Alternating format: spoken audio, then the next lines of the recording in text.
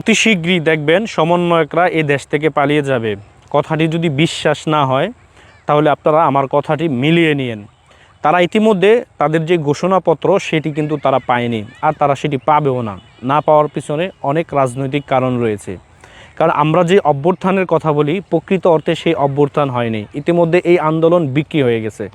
এখন বলবেন তাহলে ছাত্রদের জীবন যে আপনার চলে গেল, এগুলা কি বৃথায় গেল? এটি আপনি প্রশ্ন করতে পারেন। আপনাদেরকে তো সেই মায়না দেওয়া হয়েছে, 30 লক্ষ করে টাকা দেওয়া হয়নি?